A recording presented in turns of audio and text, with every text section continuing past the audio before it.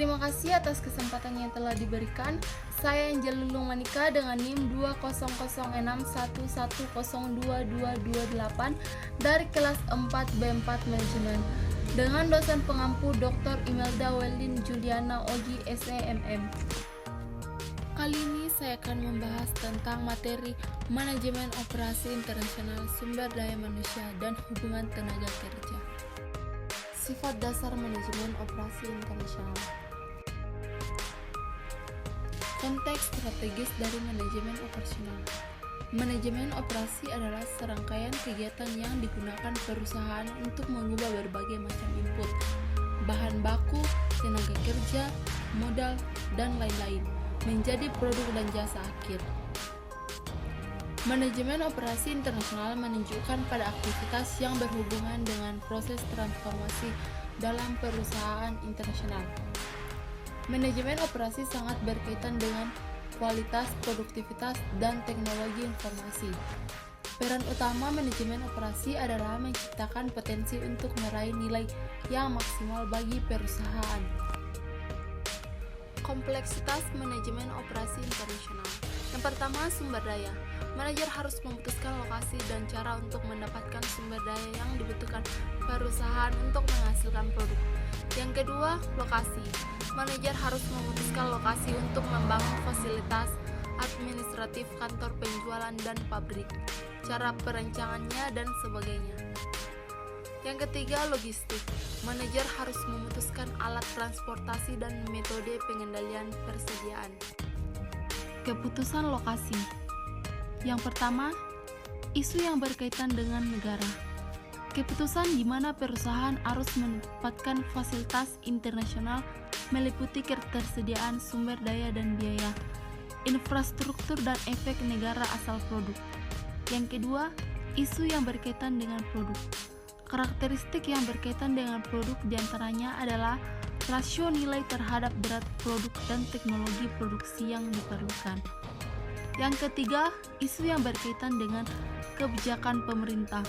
Kebijakan pemerintah memainkan peran penting dalam keputusan tentang lokasi meliputi stabilitas politik, kebijakan perdagangan nasional, insentif pengembangan ekonomi, dan keberadaan zona perdagangan asing. Yang terakhir, isu yang berkaitan dengan organisasi, strategi bisnis dan struktur organisasi perusahaan internasional mempengaruhi keputusan lokasi dalam hal pemakaian strategi perusahaan dalam harga persediaan perusahaan dan biaya penyimpanan.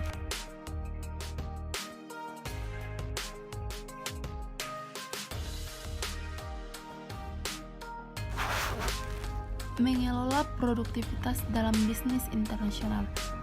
Produktivitas merupakan ukuran efisiensi ekonomi yang merangkum nilai output relatif terhadap nilai input yang digunakan untuk membuat output.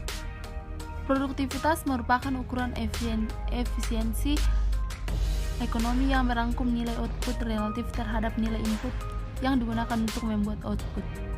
Alasan yang menyebabkan produktivitas menjadi penting yaitu produktivitas membantu menentukan kesuksesan perusahaan secara keseluruhan dan memberi kontribusi. Sumber daya manusia dan hubungan tenaga kerja.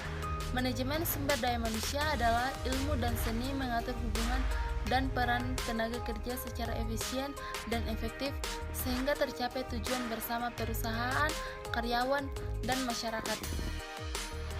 Kepentingan strategis manajemen SDM.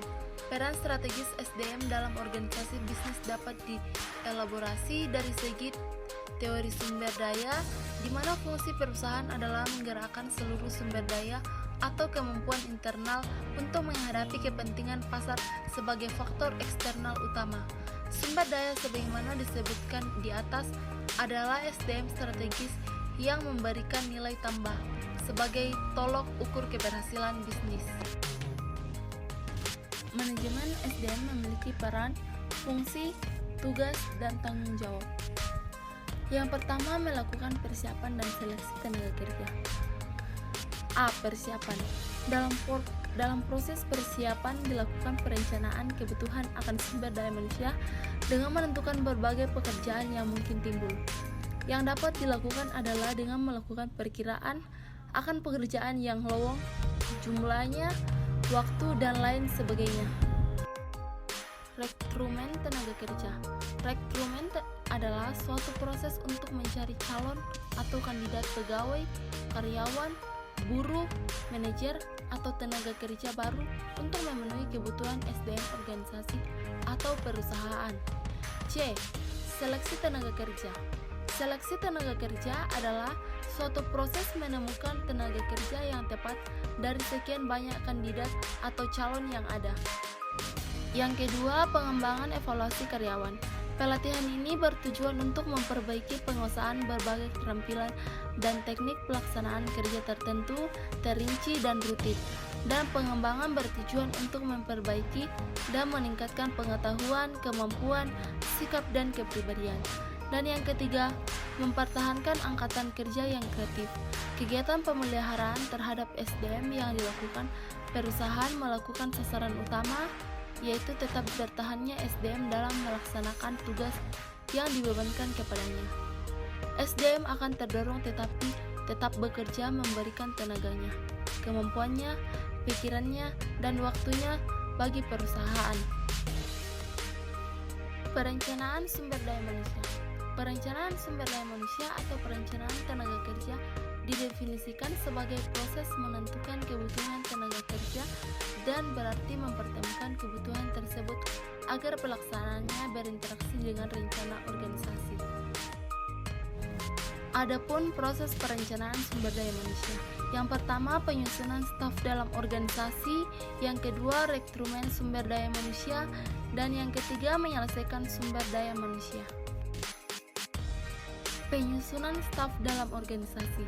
Bagian penting dalam manajemen sumber daya manusia adalah penilaian kinerja, yaitu evaluasi yang dilakukan secara khusus dan formal untuk menentukan tingkat keefektifan pelaksanaan pekerjaan seorang karyawan.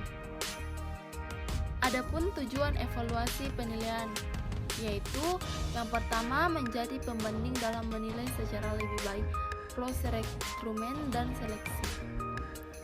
Yang kedua, membantu manajer menilai apakah telah merekrut dan memilih karyawan terbaik. Dan yang ketiga, menjadi acuan untuk pelatihan, pengembangan, dan pemberian kompensasi yang efektif. Sekian dan terima kasih.